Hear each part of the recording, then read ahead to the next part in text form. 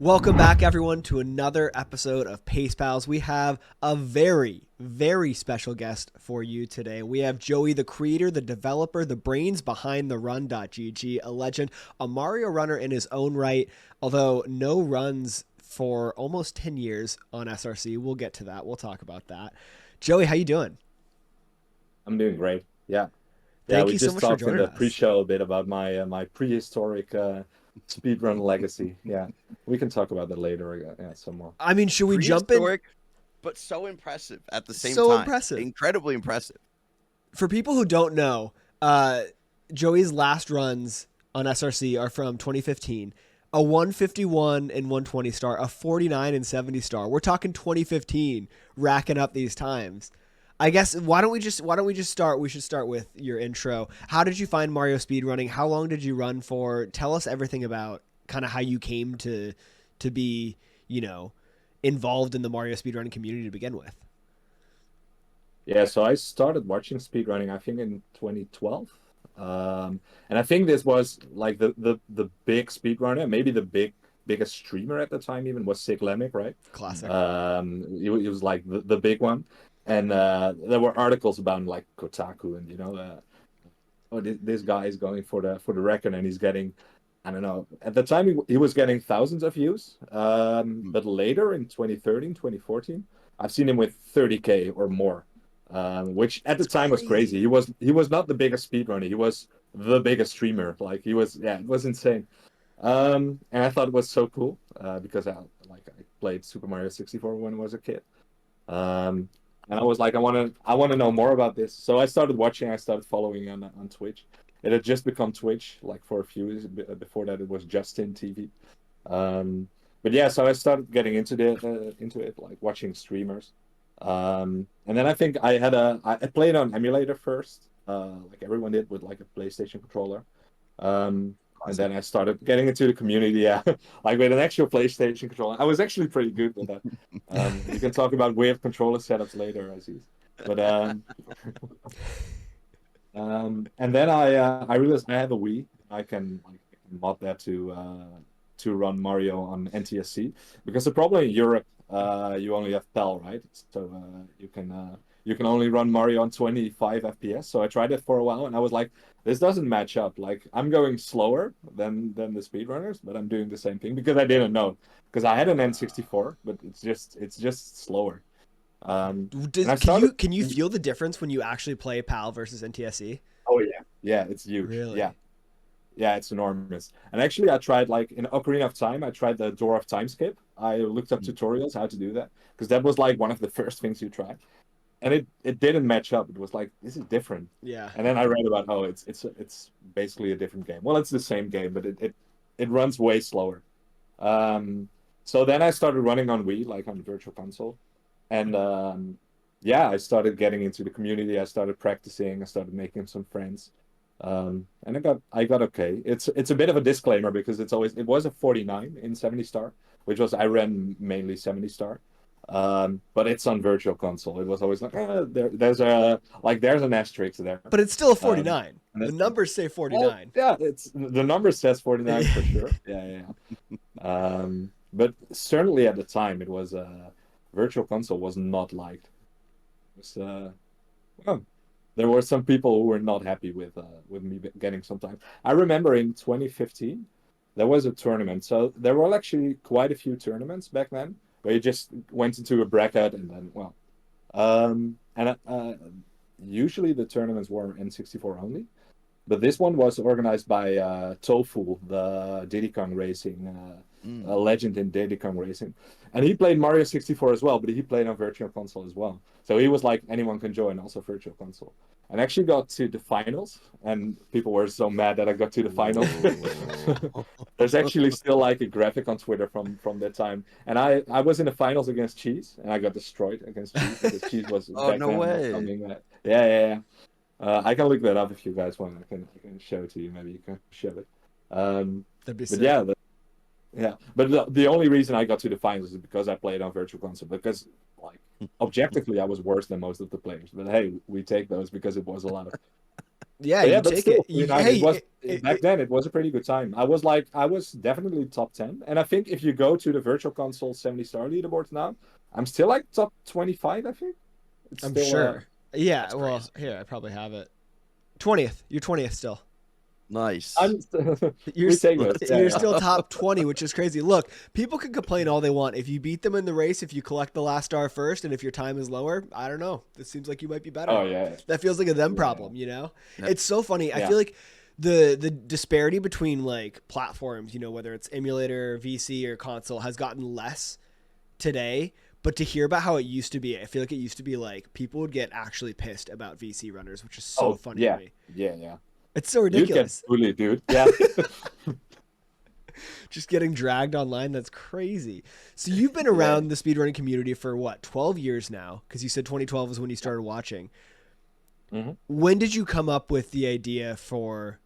What was your first idea for the run.gg? Was it because it's you've continued to add features and you're still adding features. You have stories upcoming, which we can talk about later. But what was your first like initial concept? Like, hey, I have this really cool idea to revolutionize speedrunning. What was that initial seed, and how did it kind of expand from there? So the initial seed was I used to play when I stopped speedrunning in like 2016, maybe 2017. I started playing a lot of Dota 2. I don't know if you guys are familiar like deeply with it, but there's a site for Dota 2 called Dota Buff. You have it for every game. It's just like a big statistic website where you can see like all your matches and your stats and whatever. It's there for every game. Um, and when I played that a lot, I saw that, and someday I just was looking at my Dota. I was like, is this a thing for speedrunning? And if it isn't, why isn't that? So I wanted to make something like that, and there was Splits.io, which was a similar thing. But because the first thing I really wanted to do was like the stats. So the profile you have now, if you go to your run, you see like all your different stats. That was the first thing I built, and what I built the site for beginning. And there was Splits.io, which does a similar thing, but it costs money. It costs like I think $9 a month. And I was like, this should be free Mm. because like all these sites, like they are all free. Dota buff, overbuff. I think for League of Legends, you have a million of these things. You know, every single esports has it, but speedrunning doesn't really.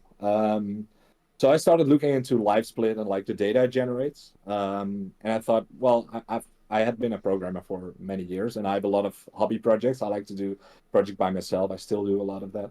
And I was like, I think I can build this. I think this would be cool.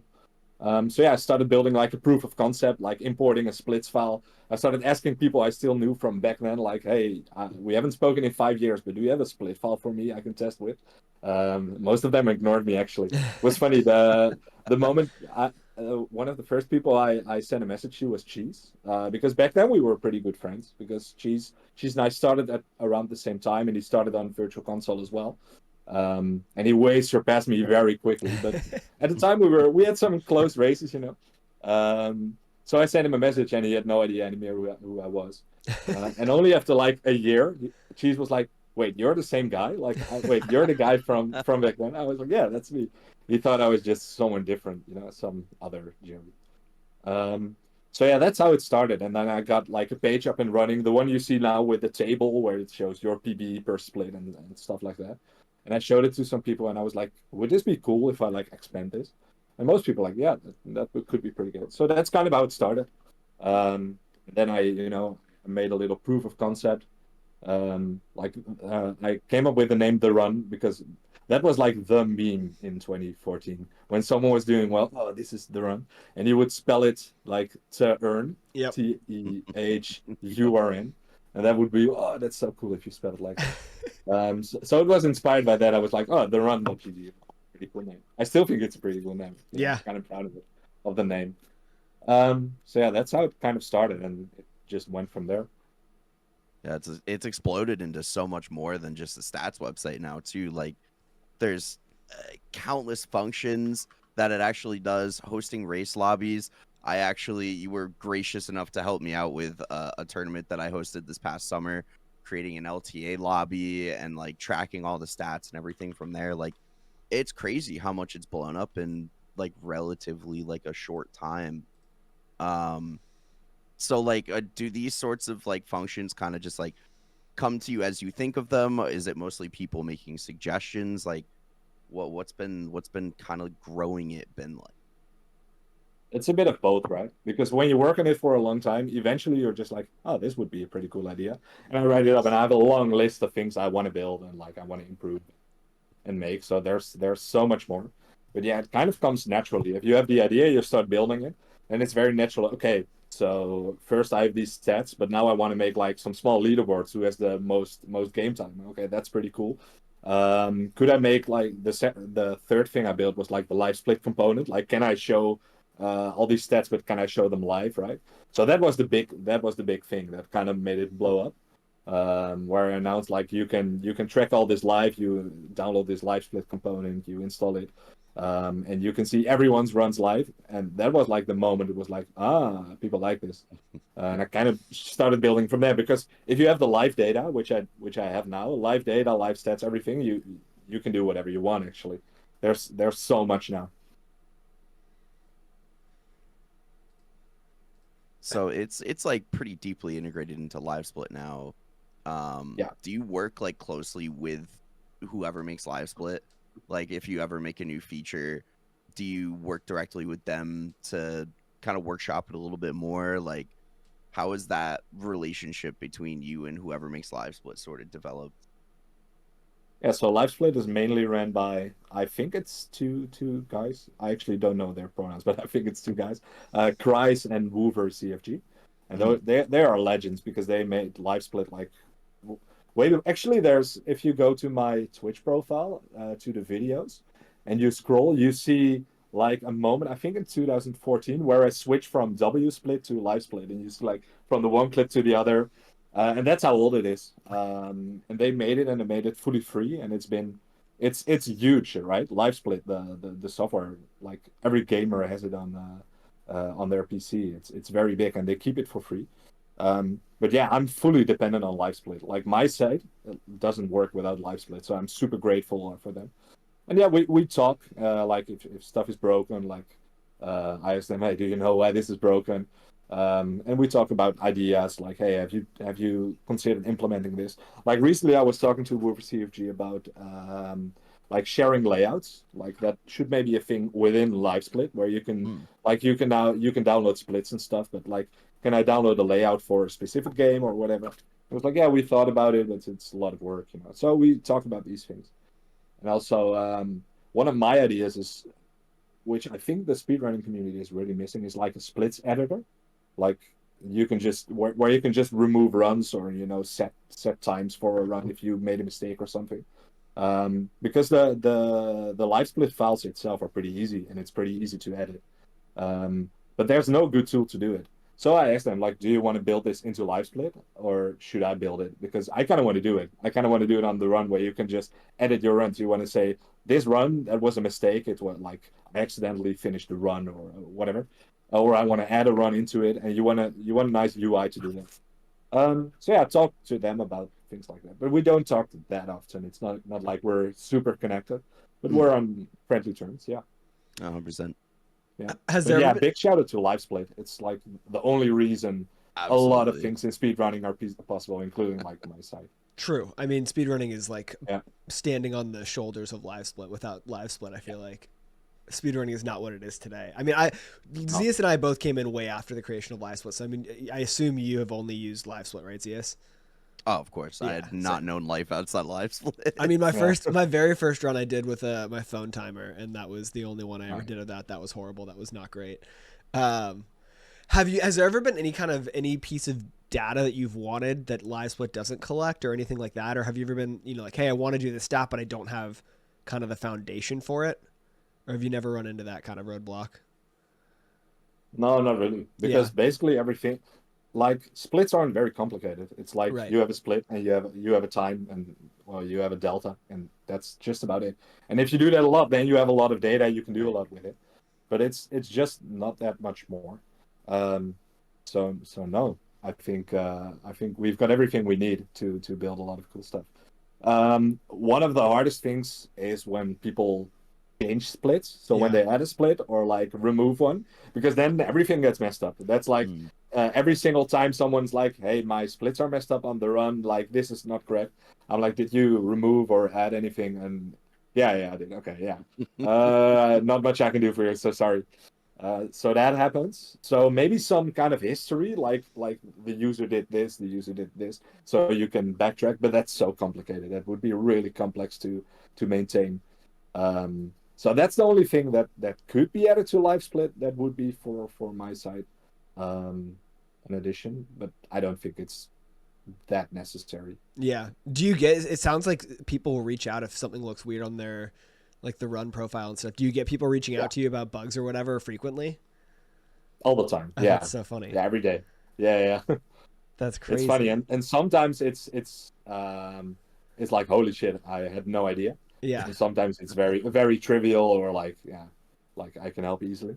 Actually, I got a message from Kelly like 2 weeks ago, I think.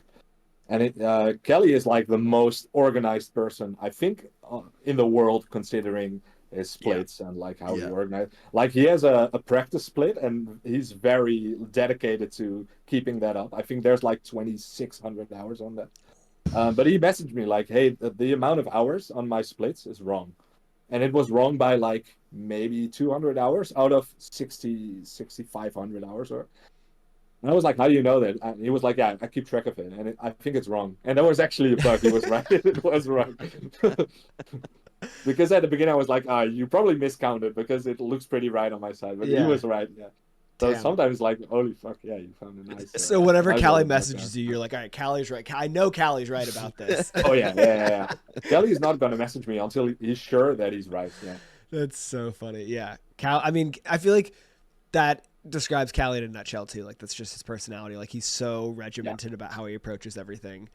And like the statistical analysis for him, I feel like that's a huge part of how he makes decisions about playing and practicing. So that does not surprise me in the least. That's very on brand for him. Yeah, he was like one of my first users as well. And like I used to, when I had a new feature, I would like post a tweet um, displaying the feature, like, "Oh, you can now do this." And I would always take Kelly as an example because his profile looked so nice because he always kept it up to date and always. So he was always my example runner. I like that. He still is actually. Yeah, he still does that. He's very proud of like his stats and he should be. Absolutely. Is there any one feature that's been your favorite addition, or you think the most revolutionary addition to the run, or nothing that stands out kind of on its own? I think the live page where you have like Yeah. tens and sometimes more than 100 runners at the same time and you can view them.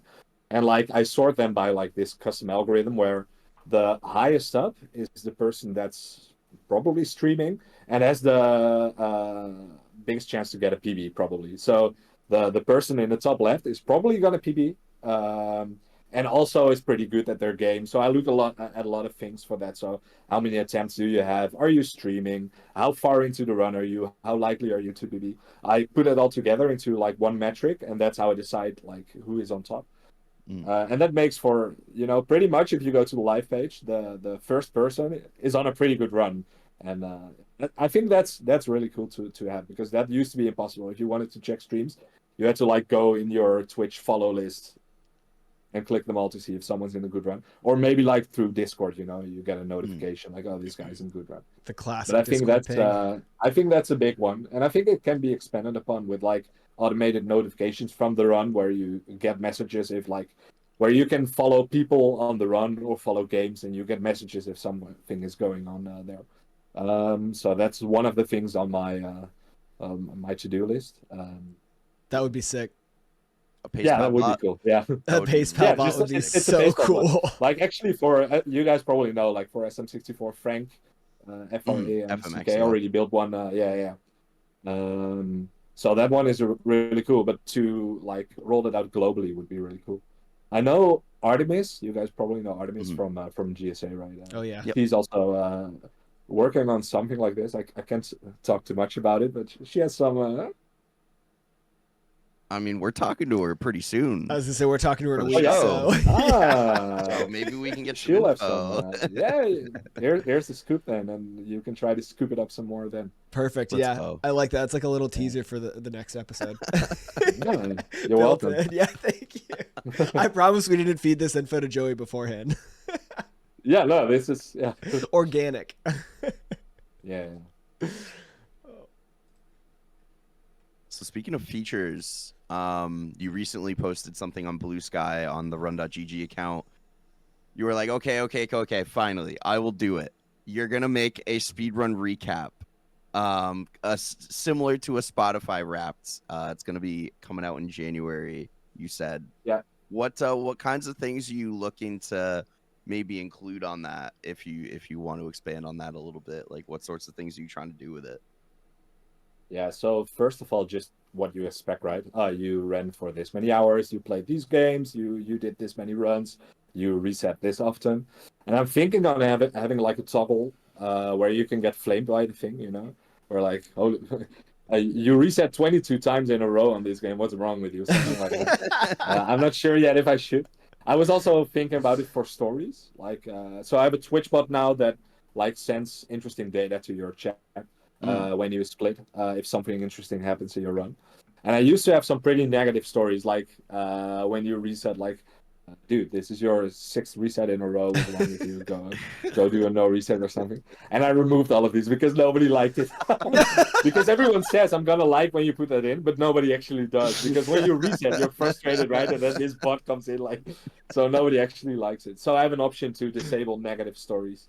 And most people actually like enable the disabling. That's So so yeah, funny. for the reps, I want to do it in January. I'm actually quite far ahead with it now. So like in the beginning of January, everyone can just like go to the run and view, just like Spotify, you know, you did this many runs and you did these games, you played for so long.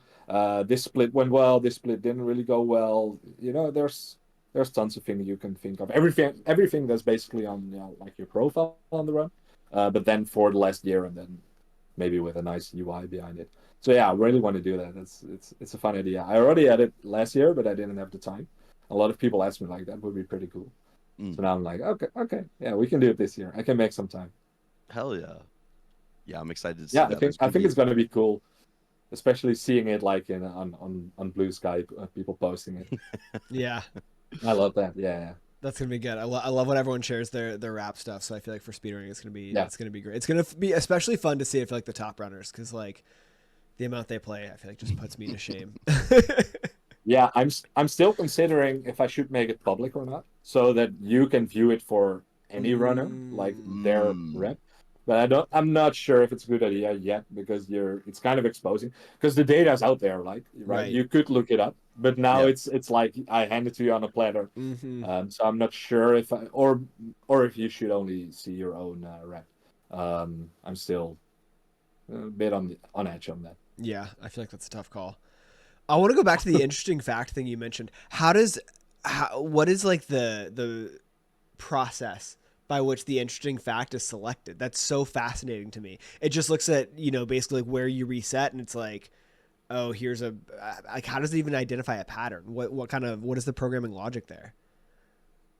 Yeah, so it's a huge it's become a huge machine, like one big decision machine. Yeah. Um, there's like 100 facts it could give, and Okay. for all of these facts, it tries to decide how interesting it is to both the chat, Yeah.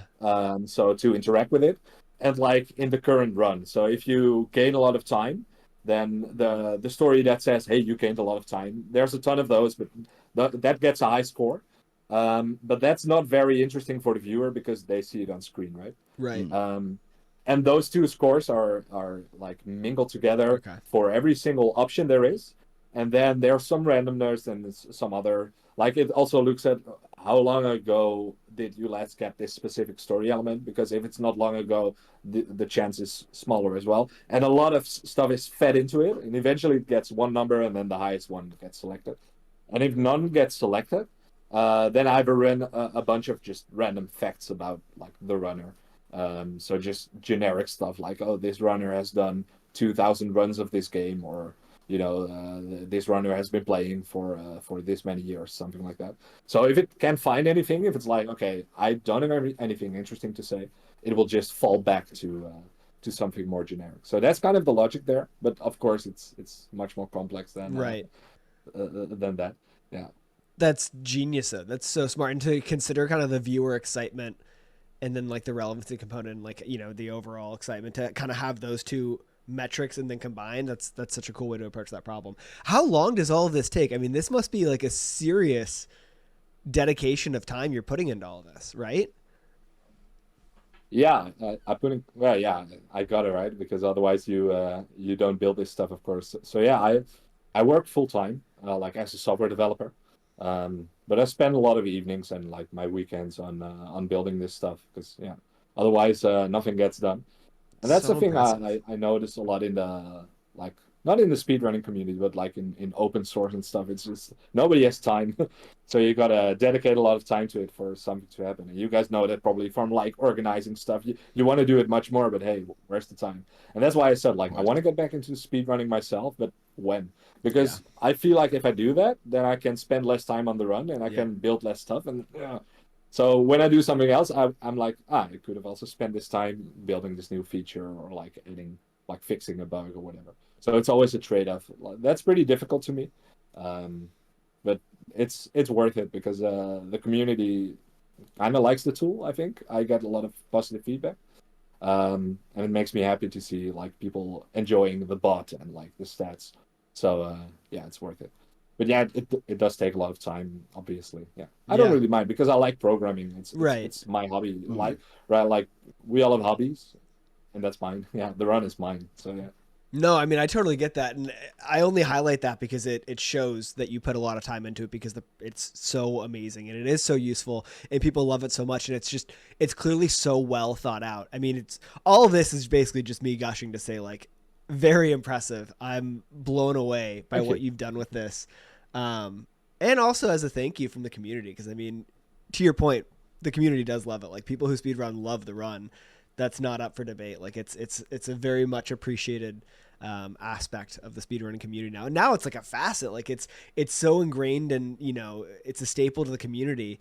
And on that note, I mean, without the run, pace as we know it wouldn't be possible because you needed the ability to live track the times for the open qualifications. Did you work directly with Milo on that, or did Milo approach you, or kind of how was that born into existence? Yeah, I talk to Milo a lot. Well, Yeah. I consider him a good friend. And we've talked about like a feature like that. Could that be possible with live data? Because I have the live data, and he was like, "Can you make that in some kind of tournament thing?" And that was actually one of the first things I built after the live page. Um, and it started with like the Moist Critical speedrun challenge. Mm. That was the first one. So the very first one, I think, like a mock runner, Yep.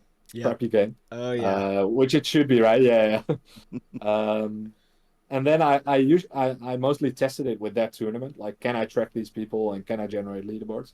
And it went pretty well. So I started working more on it. And I'm actually not sure anymore if I contacted Milo or he contacted me, if we could do this for GSA.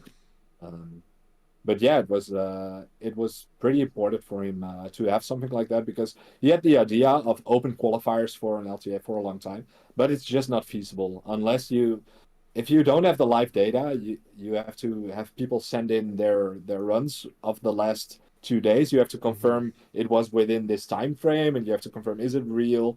And it's so tough, and my tool can do that, thankfully.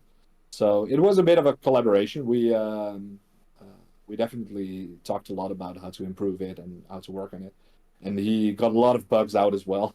Also during like the tournament, like during the qualifiers, where he was like, dude, this is completely broken. Okay, I'll fix it.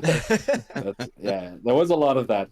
So Milo helped a lot getting that to work, and also like for people knowing my site, like Milo helped a lot on that as well, because he's really like he wants to give back. Like if you help him, he's like, okay, I'm gonna give back. I'm gonna give you shout outs. I think have you both done commentary on GSA? I think so, Mm. right? Yes. Yep. Yeah, yeah, yeah. So I don't know how strict Milo is, but he probably says like you got to give a shout out. Like I think maybe not to throw Milo under the bus, but he wants to give back, you know. So he's been a big help as well for me. Yeah. So it's not just one way; Yeah. it's two-way traffic. Yeah.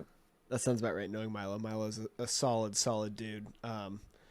Love Milo. We had him on the podcast, what, 6 months ago now? It was leading Yeah, up it to was the like summer finals. Yeah, yeah, yeah. Yeah.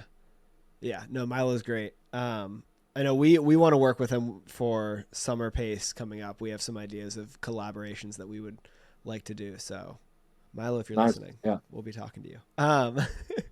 Yeah. But He'll be down. Again, if he finds time, right? He has the same thing. I know. I told him like there should be like with Xanadu stopping. I told him like when space coming to Europe because I'm in the Netherlands, Yeah. and he said I want to do it, but like where do I find the time to host something like that? So I told him if you do it, I'm gonna help organize. Okay. I already gave him the commitment, but yeah, he's the same thing. Like where do you find the time to do all these things? I You know. want to do so much. Yeah. He's got so much on his plate. I don't know how he does anything with. I mean, just organizing the two live paces alone every year is such a tremendous effort. I feel like, Oh not to mention like qualifiers and everything else that goes into it. It's crazy. But yeah, yeah. Pace Europe. It's on Joey now. Joey's organizing Pace Europe. Well, if someone is organizing it, I'll help. That's how far I'll go. I like that. You're not taking the lead spot. No, no, never. No. I'm not good at organizing. I'm also like my community from the run has grown pretty big. I think there's like over 500 people in the Discord now, which for me is a lot of people. And also there's like 6,000 people on the run now, which is insane to me.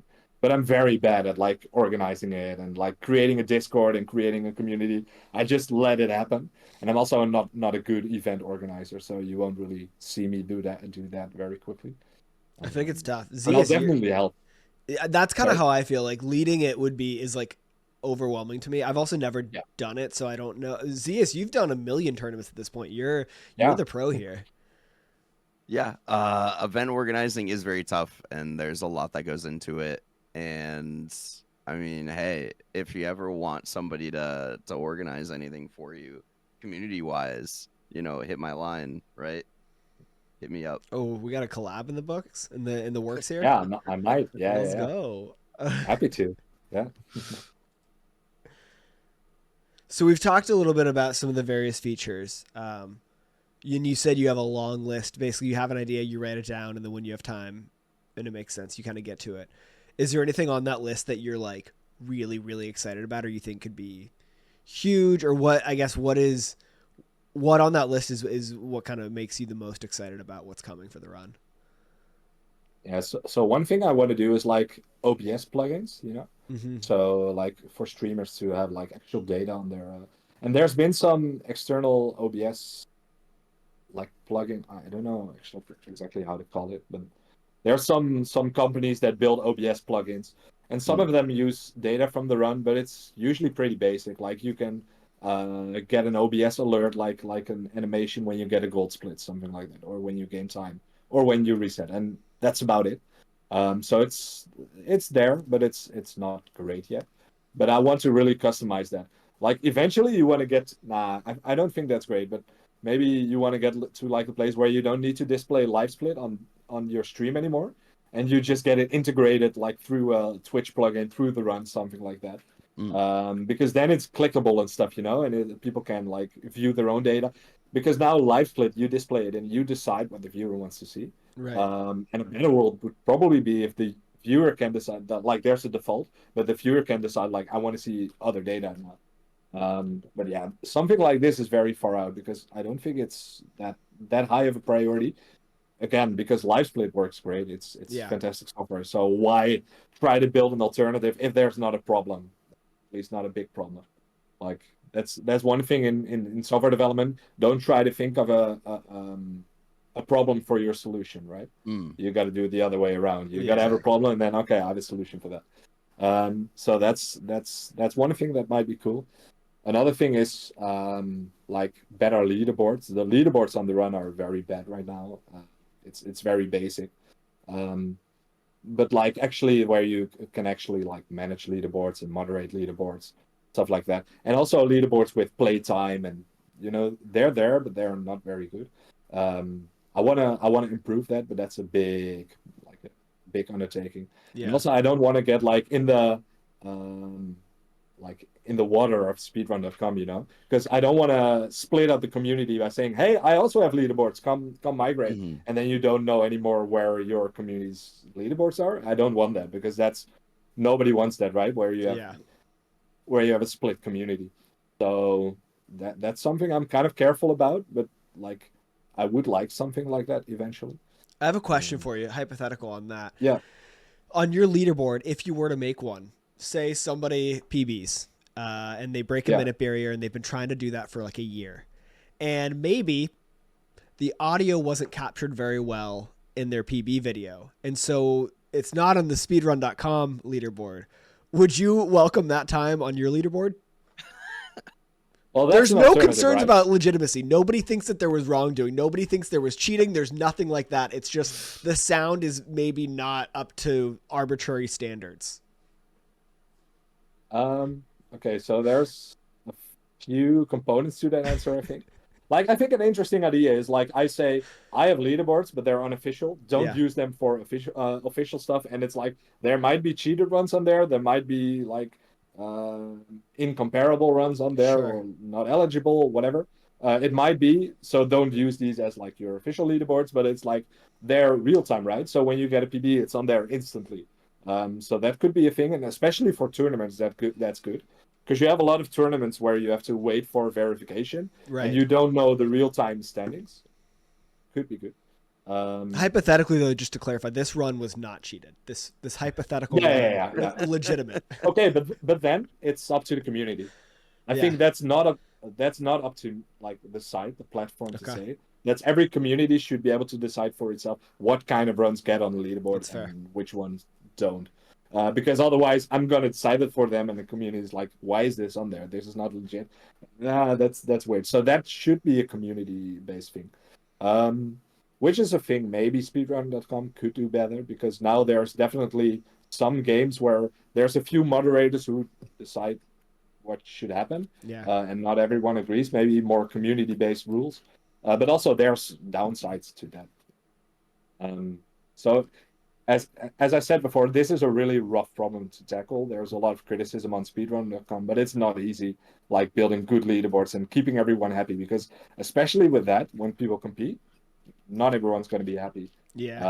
So I'd rather just, get my hands off that and say, my leaderboards are unofficial. Like, no rights are, so it's a hard problem. I feel like you're never going to have people happy. For now, I feel like you're never going to have people happy, to your point. Like, people are competing.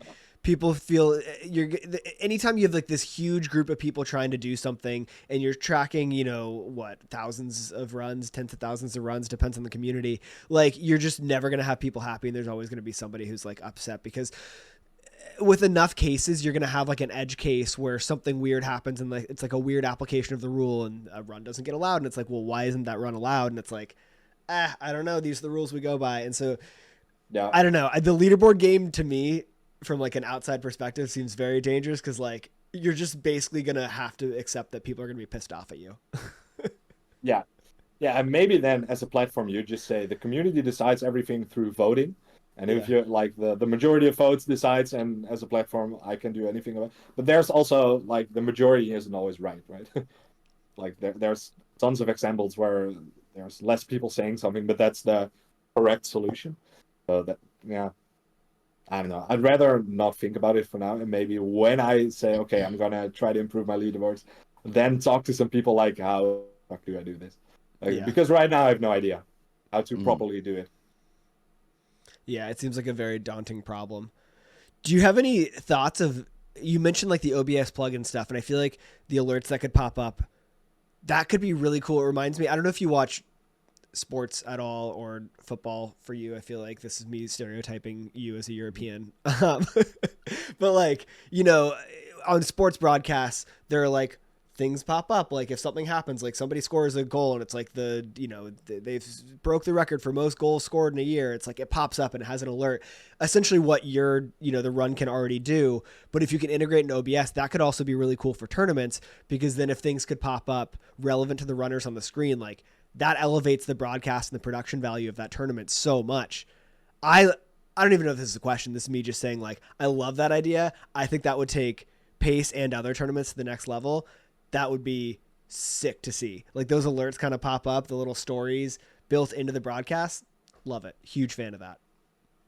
So 2 years ago, no, like a year and a half ago, I worked with ESA, like European, Yeah. the European Marathon, to do exactly this. And this was my like my proposal. Like sports, how there's like, hey, this guy has been okay. I'll talk in football terms. Like he's been offside 6 times this season, and this is the seventh already. Like this is the second most in the league, something like this, like whatever. And I told them I can build this, but for speedrunning, and during a run, it will generate like these cool stats and that's pretty much what Stories does. But then it like very selectively. So we actually did this during ESA, like during some runs. But I inputted it manually. So I looked at the stats and then I inputted it manually. And there was some fun stuff. So I mainly did it with the Mario Galaxy runner Jay, who's like the greatest Mario Galaxy runner. Yep. And there was like one split where he lost 2 minutes, like the run before, and I put on the stream, so I actually had the power to like. So Eden, all the boss of ESA, told me you can put whatever you want. I trust you. I was like, okay. So I put like, hey Jay, last time you did this split, you lost 2 minutes. Careful, buddy. Something like this. And I think the room had a good laugh because I was sitting on the other side and I heard them laughing. So stuff like this could be very interesting. Yeah. But to automate it is difficult. Yeah. Because a lot of the time, like now I send it to chat, which is whatever. If it's wrong, okay, whatever. But if it actually pops up on stream, then it ought to be right. Right. Like it ought to be, because it's very annoying if it says, like recently I had one story where it said like this runner did runs for 24 hours on this date in 2022, whatever. And it was wrong because he accidentally left live split running for that day.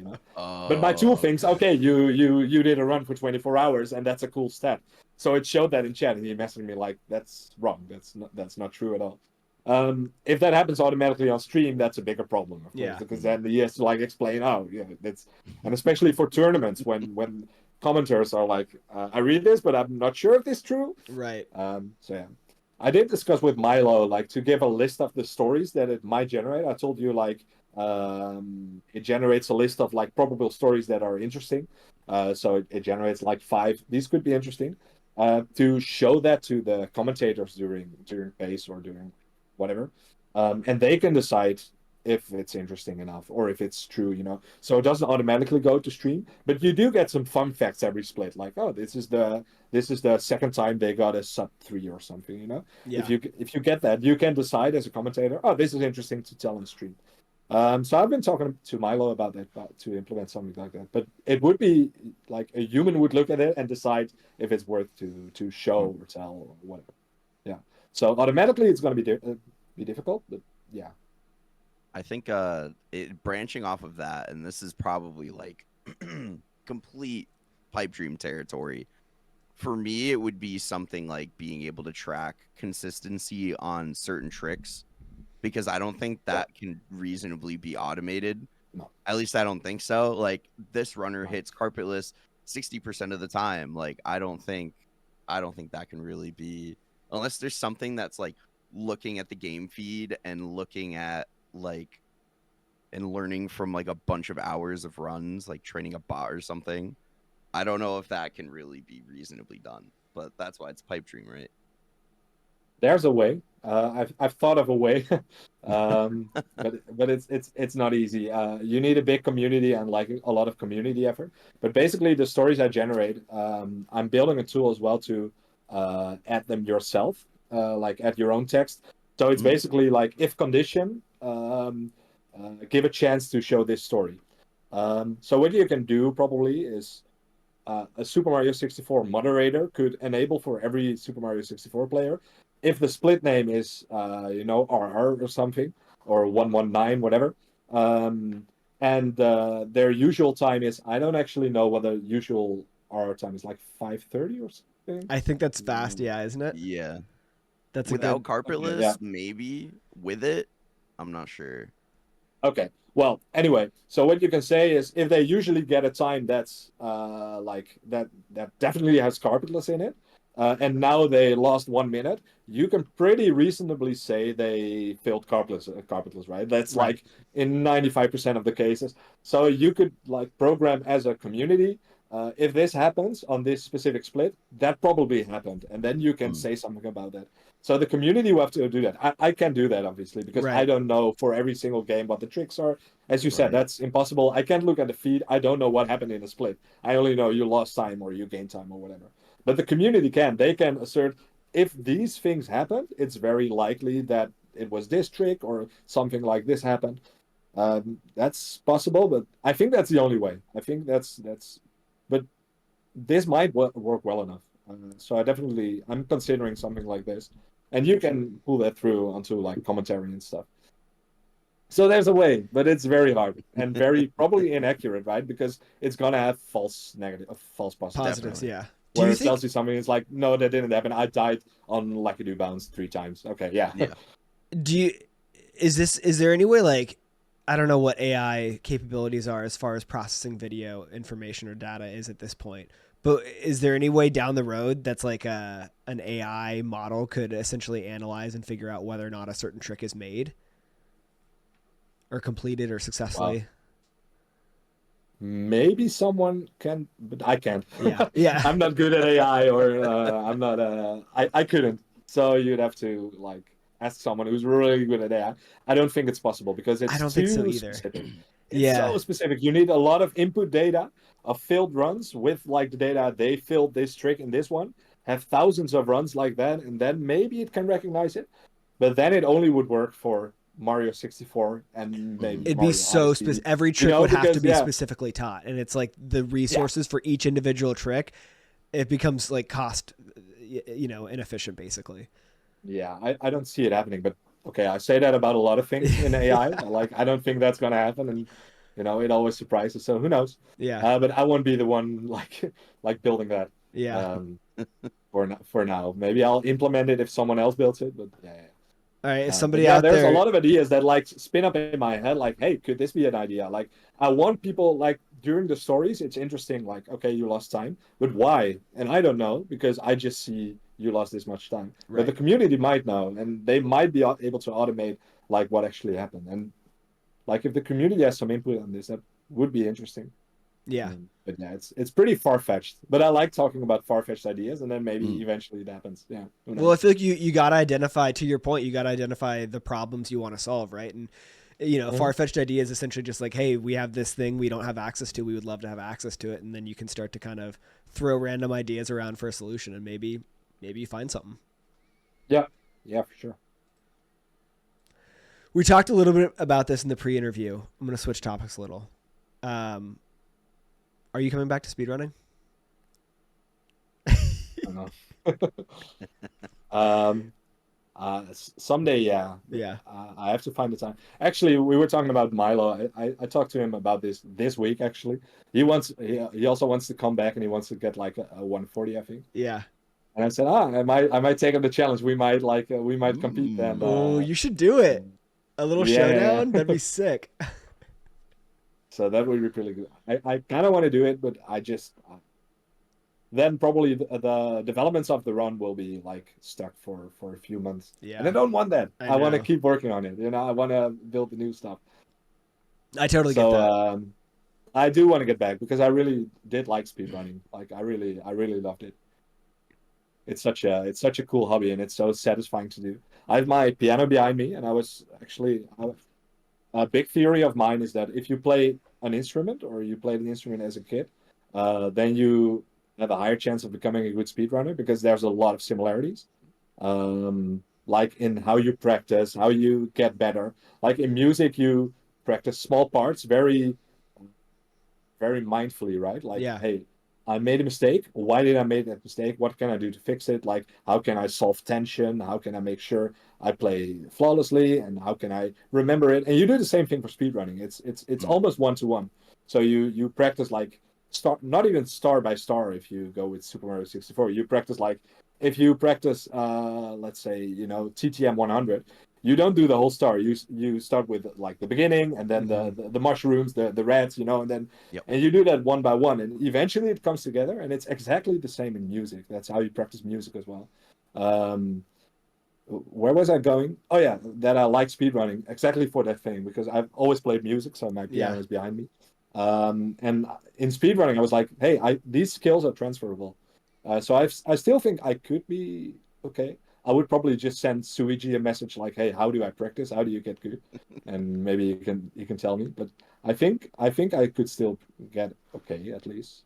Yeah, I mean, you were already So I do wanna, time but out. You were I need already time. good. You don't have to get to okay. You're already a sick Yeah, but now speedrunner. I'm not. Yeah. You'd get It's back been it's there. been 10 years. Yeah, It's the ultimate rust. Like it's true.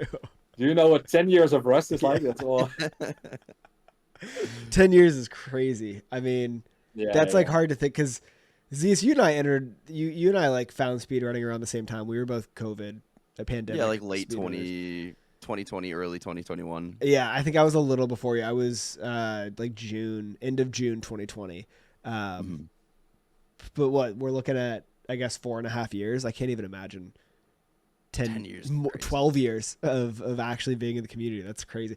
Then I hear stuff like that, and then I think about like, man, how much Mario is like the only game I speedrun, so like that's what I always go to. But how much Mario must have changed in the 12 years you've been involved in the community, and like what is it going to look like, 7.5 years down the road when I hit my 12-year anniversary, and like what will the world records be then? What is the meta going to be? What kind of tricks are people doing? Like carpetless was a joke for almost all of your speedrunning Yeah, life, yeah. and now it's like that's the norm.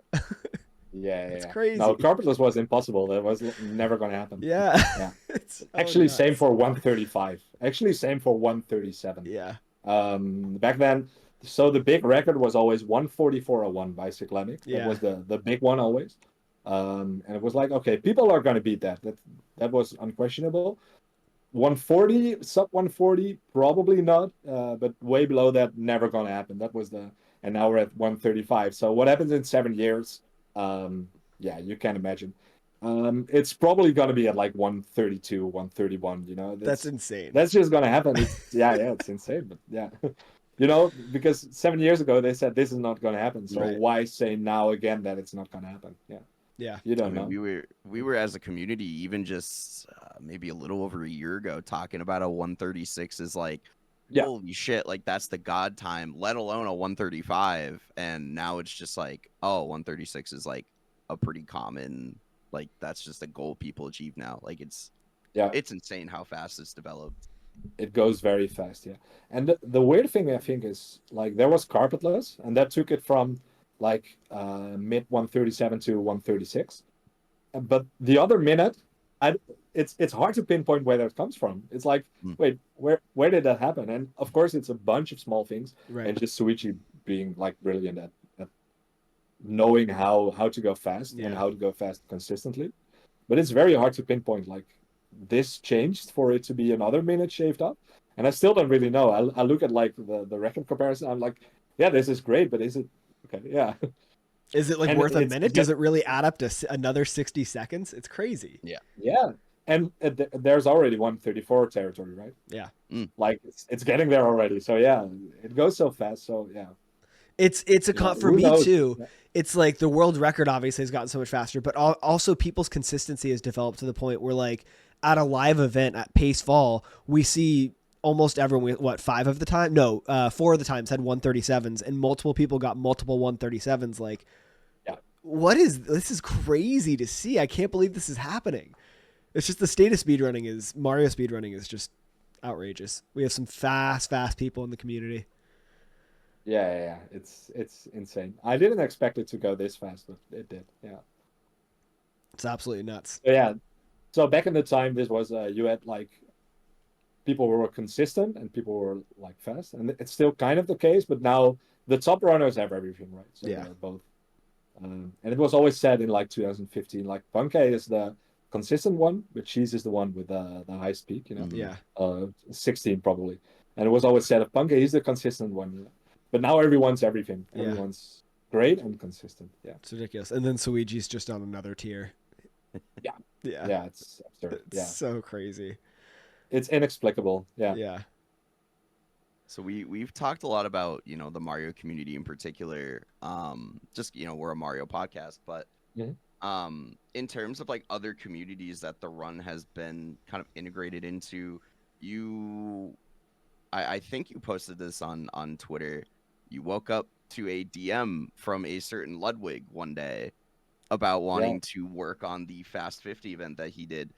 Has the run sort of expanded into other communities in a big way? Like, how did that collaboration go for you? Yeah, so that was weird because I followed Ludwig for a long time, like as did many people, right? Because I love the Smash Melee community. Um, and then there's this pipeline like Slime and Ludwig, and you get there, you know. Um, and he announced this like I'm gonna do a speedrun event on Twitter, and I responded with I think like googly eyes or something like, "Hey, let's talk. I can make your event better because I have some tools to like provide stats and to make your event maybe a little bit cooler." And then the next morning, I had like a DM from Ludwig saying, "Yo, what can you do for me?" It was like, "Oh, well, okay, Crazy. yeah."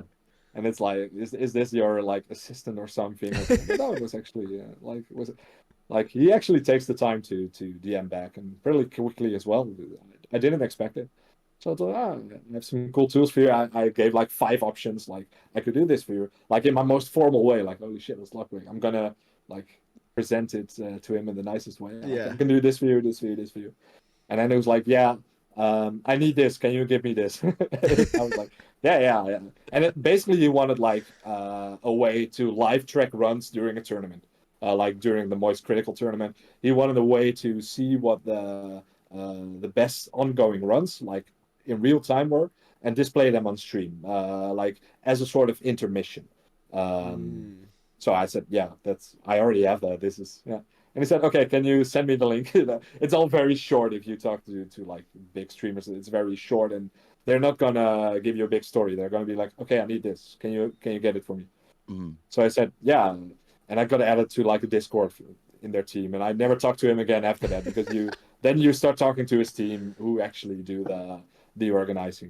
It was pretty funny because he I think he bought or like took over the studio what were they called? They were Beyond the Summit, Mm. which was I think they started with Dota events, and they did a lot of Smash events as well. And they went bankrupt, I think. I'm not sure what happened. I think they went bankrupt. And Ludwig basically bought like the studio and like hired a bunch of the people. And a lot of like former Dota pros. So I was talking for the event to a former Dota pro and a former Dota commentator that I already had followed for like 10 years. And he was like, "Hey, can we organize this guy?" I was like, "Holy shit." Well, you try to be nice. I'm such a big fan. You try to be cool, but I Yeah, was yeah, like, yeah. was kind of fanboying. So that's interesting how that goes. How you get to talk to different people through this. So yeah, that was pretty cool. Then like Moist Critical did a video where it was like, oh, you can go to therun.gg slash That's big. slash Moist Critical. Yeah, yeah. Like Huge. in a video of his like. So that yeah, that's really interesting to get to know communities like that. And in terms of other like game communities, I think most communities are on like especially for major games. It started with like some very specific games, like when the run was still small. I would message some people and I would get like some word of mouth feedback. I think the Spyro One community was like the first to really embrace it. They Mm. were like, "Oh, this tool, we should all start using it." And like the Portal One community, and then the Portal Two community, and it kind of like by word of mouth, and then this community is using that. We might also do this, and this all goes through Discord, right? So I had no idea usually. I just saw in the beginning of the site, I tracked kind of rigorously like who was creating an account and which communities like, oh, there's a new run created for this. And so I was like keeping track of that in the beginning a lot because I wanted to see new people sign up. And usually I had no idea why. Then a whole community signed up, like 10 people from like the same. I think like the Simpsons Hit and Run. They all signed up the same day. And I was like, I don't know why. So I went to the Discord and I saw like some message from someone posted it. So that's usually I have no idea why people sign up, but it's usually through word of mouth. Um, yeah, that's still the case, I think. That's so funny. That reminds me kind of I don't know if either of you have ever done this. If somebody raids into your stream and you don't know that person, sometimes I'll like after the stream I'll go and like watch the end of their stream, be like, how do they even find out about me? Like what caused this? It's like the same kind of idea where you'll see like a spike in users, you're like, what is this? Like, why are these people joining now? And then you go and track that down. That's so funny. Yeah. Well, back when I streamed, there were like maybe 30 Mario runners, so I knew them all.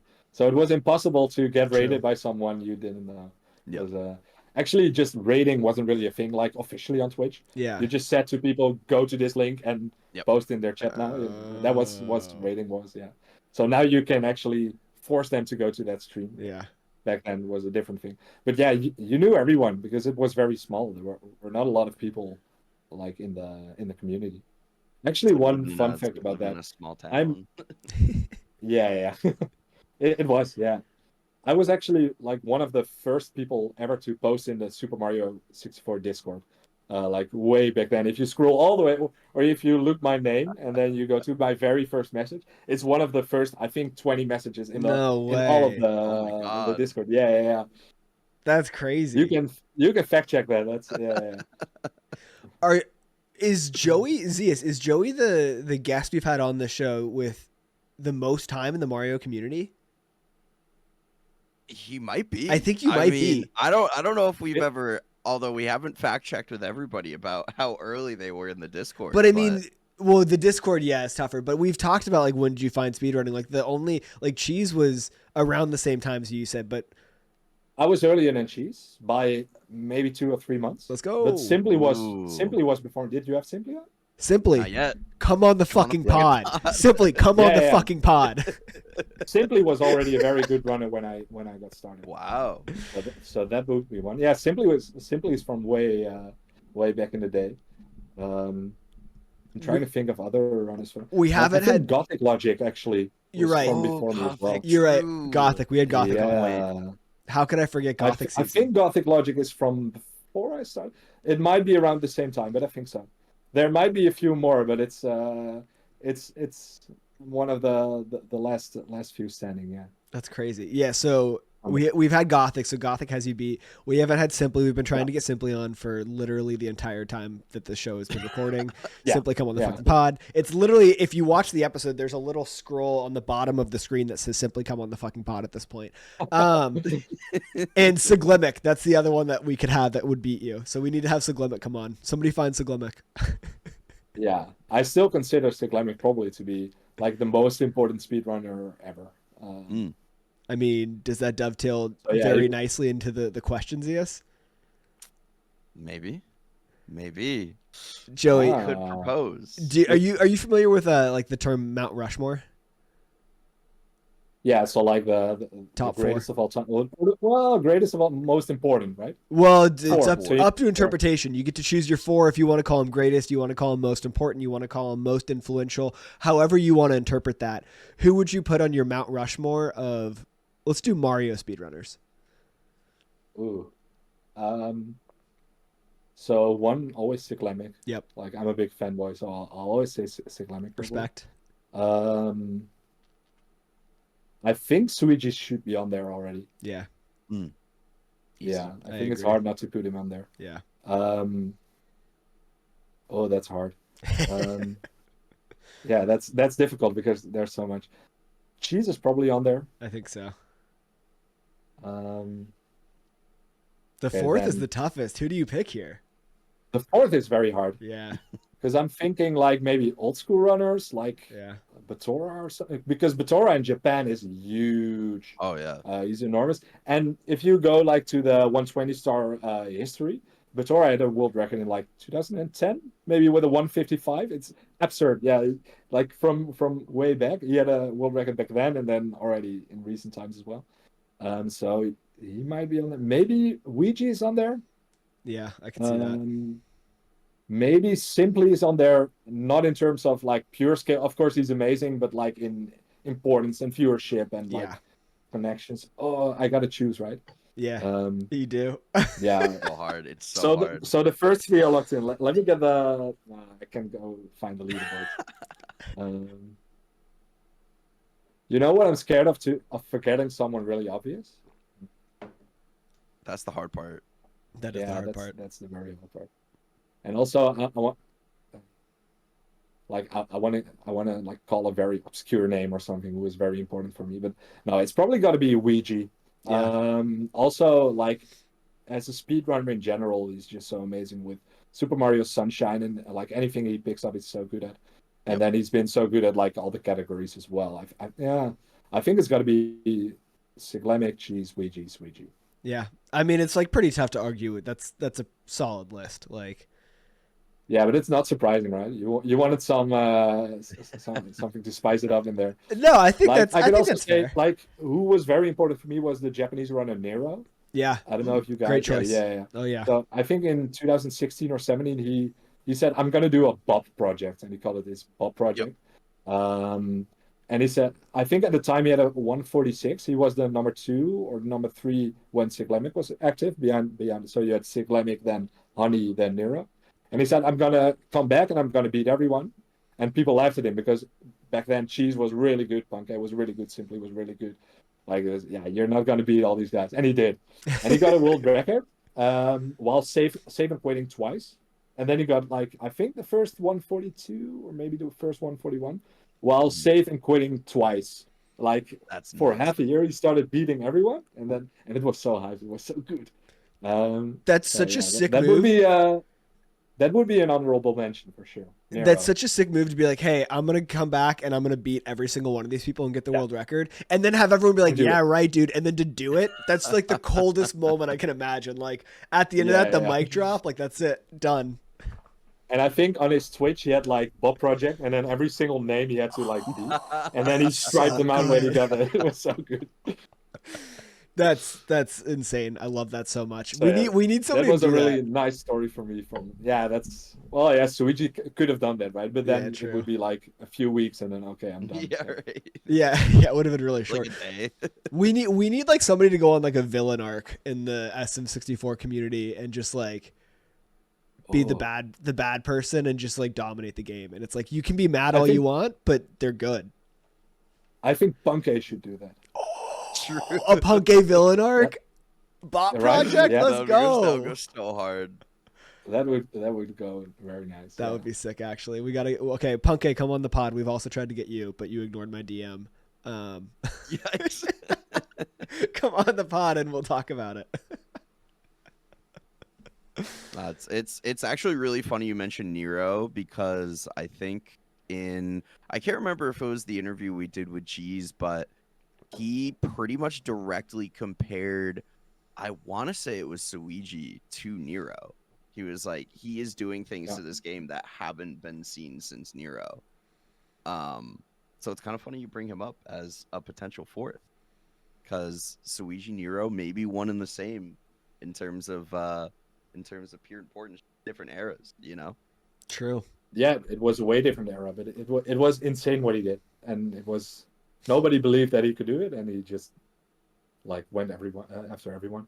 Another honorable mention. This is also like pretty deep cut. Is okay. His name is usually it's also a Japanese runner. His name is usually pronounced like in two different ways. Like usually Xaya, Mm. Xiaah.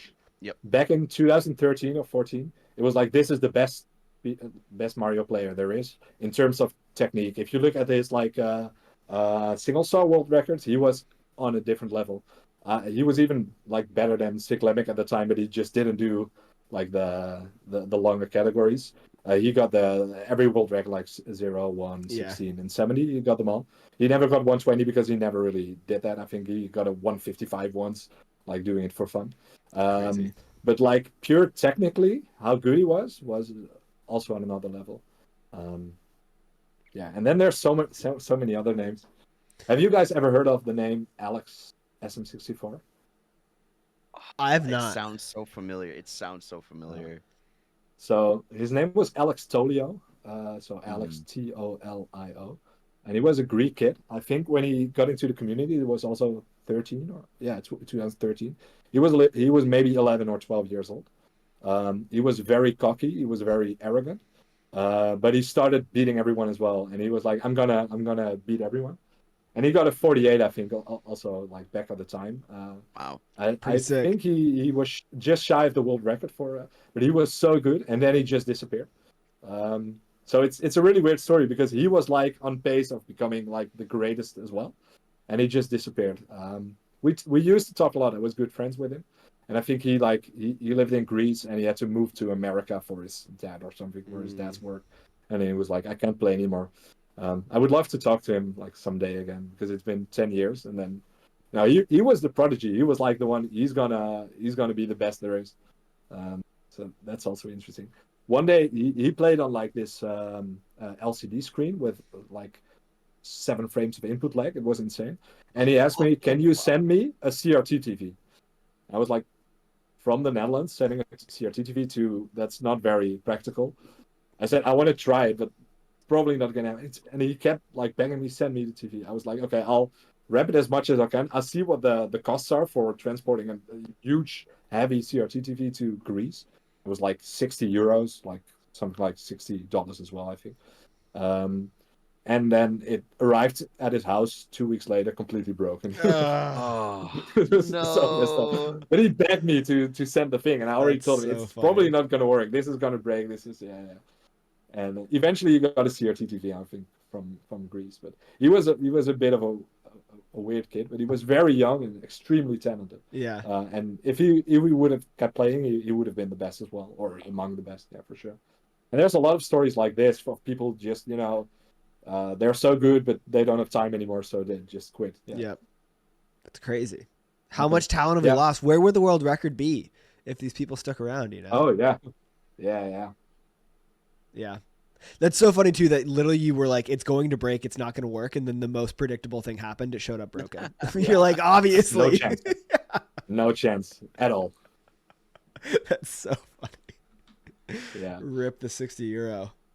Also, I'm kind of surprised it was only 60. Like that doesn't. Yeah, that's what I was gonna say. I was Yeah, thought it was gonna be like hundreds.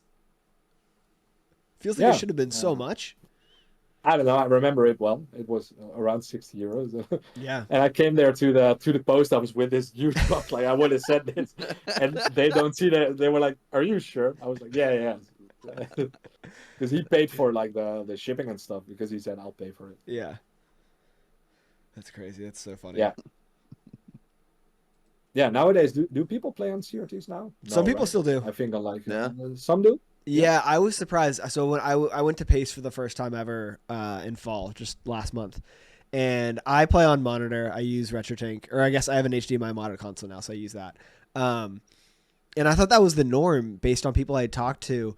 But then like I was playing with people, we were doing like relays and stuff, and they refused to play on a monitor. I was like, that's so weird. So like that was my first time playing on CRT TV. Yeah. Was at like PACE because there were so many people that just refused to play it. They're like, no, we have to play on CRT. I was like, Yeah. that's kind of crazy. Did you like it? Yeah, it was fine. I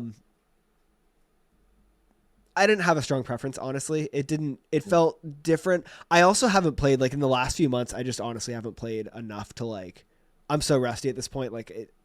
Yeah. If I'm playing off, I can't tell if it's because there's a change in my monitor or if it's because I'm rusty and bad at the game now. Yeah. So, I don't know. Zias, you play on monitor, right? I do play on monitor, and I had a very similar experience to you, Gio, when I went to PACE and like brought my N64 with me. Yeah. Because it's so hard to recreate the experience of playing on a CRT 1-to-1 using like a RetroTink or a RetroScaler. So like playing on CRT just feels different. I don't know, like it just feels so instant. Like obviously there's no input delay because it's just analog. Yeah. There's no conversion happening. There's no input delay, and it felt very good, but I just don't know where I would put a fucking CRT in my They're setup. so Like, fucking big. I don't know where to put one. I would totally play on it, but I just don't have the room for it. Yeah. But Yeah, yeah, also try to get a good one these days. Yeah, exactly. True. It's hard. Yeah. True. One that actually works and is in like good Right, yeah. condition, like 100% rare. One of the ones we played on at PACE had crazy stuff burned into it that you could like. At first, it was like bad, and then after that, I was like, wait a minute, these are kind of like visual cues actually. Like just line up. There was like it was like a guide channel where it was a grid of all the channels numbered 1 through I don't know whatever 32 whatever it was, and it was like, no, just line up with channel 11 there. You're gonna be good. Like a texture setup is like Yeah, more meta. exactly. So you play on a different monitor and you can't play You it all. can't play Like, it all, no, I no. can't do this. No. I need my screen burn in to set up my. Yeah. I'm lost without it. If you switch to monitor, you gotta like get an overlay set up and put that into your monitor so you know how to play the game. Yeah, exactly. Like full on cheating. Yeah. Oh man. Well, Joey, this has been awesome. I want to be cognizant of your time because we've already taken up a ton of it. And this is time that you could be putting into the run and making it better. I'm kidding, obviously. You gotta. You guys are wasting my time. Yeah, exactly. Hey, if anyone out there is mad that there aren't new features in the run or they're not seeing You the can feature blame they us. want, blame us. Okay, you can yell at us. Yeah. Yeah. Yell at us on Blue Sky. It'll be good. But no, Joey, this was awesome. Before we say goodbye, Zeus, do you have any final questions? Oh man. Not to put you on the spot. You know. Okay. We asked the Mount Rushmore of runners. Yeah. We have an alternative to this question. Based on your experience of playing, what is your Mount Rushmore of SM64 stars? Yeah, great question. What are your Oh. top 4 favorite stars in the game? Favorite. Okay. So it's been 10 years, right? Yeah. Oh yeah. Okay. I'm just gonna go like in my head through the stars Yeah, and see do what it. I like. The first one is definitely Island Hop, Mm. because that was like the first base. advanced strat that still is like, oh, that's kind of advanced, that I used to do like back in the day. I used to love Island Hop, and that was the first star in 70. That. Yep. So yeah, Island Hop. Fire Sea Rats should be up there. Based. Solid. Very based. Yeah. Like now, I think early elevator like Lava Boost is not free, but it's like decent, right? Yeah. Yeah, it's It's Oh, yeah. attainable. and it's I feel like it's expected too. Okay, Like, yeah. for a Back in the top day, it level was runner. like, holy shit, I got it. Yeah. And I was like, you had to be really fast, and holy shit, I got it. It's funny how those things change because the movement, it's kind of changed, by the way. There's been a different strat in like the first before the first elevator on like the 4th red, I think. Yeah. So it's kind of changed. It's gone in a bit faster. So yeah. Okay, yeah. I mostly played 70 star, so I kind of am taking things from 70 right now. I was very bad at 120 as well, so. Very bad. He has a anything, really. 151. Allegedly, you got the 140 or whatever on VC, so I wouldn't call Yeah, that but if very you're good bad. at 70 star, then already, Yeah. It's transferable. you're, yeah, it's very transferable, and Yeah. then you have to practice the 100 coin stars for a bit, and then, okay, let me see. I used to really like, no, that's not true. It's very hard. Okay, I'm gonna go with TTC 100 as well. Great choice. I love the pick. the technical stars. That star is like it's a piece of art. No, there was one of my favorite stars back then was Cannonless.